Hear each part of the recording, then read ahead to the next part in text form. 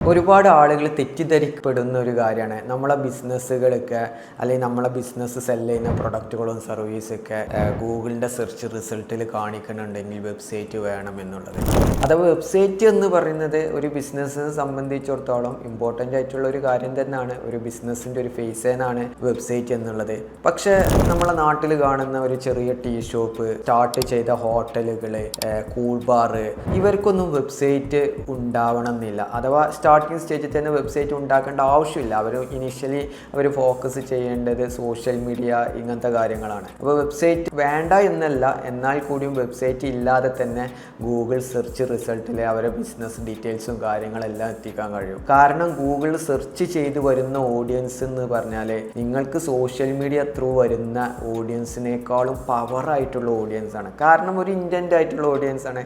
അവർക്കൊരു പ്രൊഡക്റ്റോ സർവീസോ ആവശ്യമുണ്ടെങ്കിൽ ഗൂഗിളിൽ സെർച്ച് ചെയ്യും. അപ്പോൾ ഗൂഗിൾ സെർച്ച് റിസൾട്ടിൽ നിങ്ങളെ ബിസിനസ്സിനെ കുറിച്ചും അല്ലെങ്കിൽ നിങ്ങൾ ബിസിനസ്സിൽ സെല് ചെയ്യുന്ന പ്രൊഡക്റ്റുകളും സർവീസൊക്കെ ഗൂഗിൾ കാണിക്കണം എന്നുണ്ടെങ്കിൽ നമുക്ക് പ്രധാനമായിട്ടും നമ്മൾ സെറ്റ് ചെയ്ത് വെക്കേണ്ട ഒരു കാര്യം എന്ന് പറഞ്ഞാൽ ഗൂഗിൾ ബിസിനസ് പ്രൊഫൈൽ തന്നെയാണ്. പിന്നെ അതേപോലെ തന്നെ നമ്മളെ ബിസിനസ്സിൻ്റെ ഒരു മിനി വെബ്സൈറ്റ് തന്നെ എന്ന് പറയാം. ഓഫ്ലൈൻ ബിസിനസ് ചെയ്യുന്ന എല്ലാവർക്കും പ്രധാനപ്പെട്ട ഒരു കാര്യമാണ് ഗൂഗിൾ ബിസിനസ് പ്രൊഫൈൽ. അപ്പോൾ ഈ ഗൂഗിൾ ബിസിനസ് പ്രൊഫൈൽ ഒപ്റ്റിമൈസ് ചെയ്ത് ഇത്തരത്തിലുള്ള ബിസിനസ്സുകൾക്ക് അവരുടെ ബിസിനസ്സും അവരുടെ ബിസിനസ്സിൽ സെല് ചെയ്യുന്ന പ്രൊഡക്റ്റും സർവീസുകളെല്ലാം അവർക്ക് ഗൂഗിളിൻ്റെ സെർച്ച് റിസൾട്ടിൽ വെബ്സൈറ്റ് ഇല്ലാതെ തന്നെ ടോപ്പ് റിസൾട്ടിൽ എത്തിക്കാൻ കഴിയുമെന്നുള്ളതാണ്. അപ്പോൾ അത് എങ്ങനെയൊക്കെ നമ്മൾക്ക് എത്തിക്കാം എന്നുള്ളത് ഒന്ന് പറയാം. അപ്പോൾ അതിൽ ഒന്നാമത്തെ കാര്യം ഗൂഗിൾ ബിസിനസ് പ്രൊഫൈലിലുള്ള പ്രധാന കാര്യങ്ങളൊക്കെ ഒപ്റ്റിമൈസ് ചെയ്യുക. അഥവാ നെയിം ആഡ് ചെയ്യുന്നത്, ഡിസ്ക്രിപ്ഷൻ ആഡ് ചെയ്യുന്നത്, പിന്നെ ഫോട്ടോസും വീഡിയോസും എല്ലാം നമ്മൾക്ക് അപ്ലോഡ് ചെയ്യുന്നത്. അപ്പോൾ ഇതൊക്കെ ചെയ്ത് നമ്മളെ ബിസിനസ് പ്രൊഫൈൽ പ്രധാനപ്പെട്ട കാര്യങ്ങളൊക്കെ നല്ല രീതിയിൽ ഒപ്റ്റിമൈസ് ചെയ്തിട്ടുണ്ടോ എന്നുള്ളത് ഉറപ്പ് വരുത്തുക. പിന്നെ ഒരു പ്രധാനമായിട്ട് നമ്മൾ ഗൂഗിൾ ബിസിനസ് പ്രൊഫൈൽ ചെയ്യുന്നതാണ് റിവ്യൂസ് നല്ല രീതിയിൽ ഡെയിലി ശേഖരിക്കുക എന്നുള്ളത്. അഥവാ എൻ്റെ ഒരു ക്ലയൻറ്റ് ഉണ്ടായിരുന്നു. അവർ 15 വർഷമായിട്ട് റിസോർട്ട് നടത്തുന്ന സ്ഥാപനമാണ്. അവരെ ഗൂഗിൾ ബിസിനസ് പ്രൊഫൈൽ ഞാൻ സന്ദർശിച്ചപ്പോൾ ഏകദേശം 40 റിവ്യൂ ഇട്ട് അവരെ ഗൂഗിൾ ബിസിനസ് പ്രൊഫൈലിലുള്ളൂ. അവരോട് ചോദിച്ചു നിങ്ങൾക്ക് കസ്റ്റമേഴ്സൊക്കെ ഉണ്ടോ ചോദിച്ചപ്പോൾ അവർക്ക് ഒരുപാട് കാലമായിട്ട് നിലവിൽ കസ്റ്റമേഴ്സ് വരുന്നുണ്ട്. പല ട്രാവൽ കമ്പനിയുമായി അവർ കൊളാബ് ചെയ്തതുകൊണ്ട് തന്നെ അതുവഴി അവർക്ക് ഒരുപാട് കസ്റ്റമേഴ്സൊക്കെ വരുന്നുണ്ട്. പക്ഷേ ഈ കസ്റ്റമേഴ്സ് വന്നു പോവാന്നുള്ളതല്ലാതെ ഈ ഹാപ്പി കസ്റ്റമേഴ്സ് ആയിട്ടുള്ള ആളുകളെ കൊണ്ടൊന്നും അവർ റിവ്യൂ ചെയ്യിപ്പിക്കണില്ല. അതാണ് 15 വർഷമായിട്ടും അവരെ ഗൂഗിൾ ബിസിനസ് പ്രൊഫൈൽ വെറും 40 റിവ്യൂ ആയിട്ട് കിടക്കുന്നത്.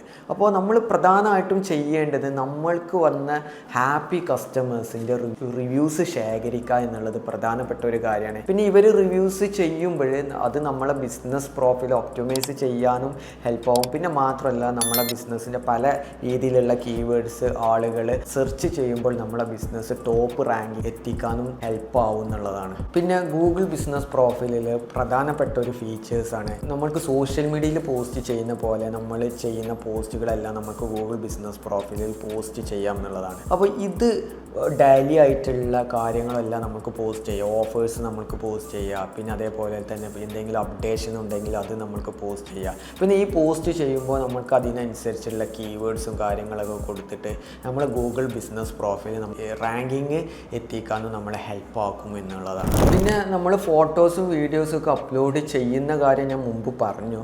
എന്നാൽ കൂടി ഈ ഫോട്ടോസും വീഡിയോസൊക്കെ അപ്ലോഡ് ചെയ്യുമ്പോൾ നമ്മൾ ഒരു ജിയോ ടാർഗറ്റിങ്ങിലുള്ള ഓഡിയൻസിനെ അട്രാക്റ്റ് ചെയ്യാനും വേണ്ടി, അഥവാ നമ്മളൊരു ടാർഗറ്റ് ലോക്കലൈസ്ഡ് ആയിട്ടുള്ള ഓഡിയൻസിനെ അട്രാക്റ്റ് ചെയ്യാനും വേണ്ടി ലൊക്കേഷനെ മാർക്ക് ചെയ്യുന്ന എന്തെങ്കിലുമൊക്കെ കാര്യങ്ങൾ നമ്മളെ പോസ്റ്റിലുണ്ടെങ്കിൽ അത് ബെനിഫിറ്റ് ആവും എന്നുള്ളതാണ്.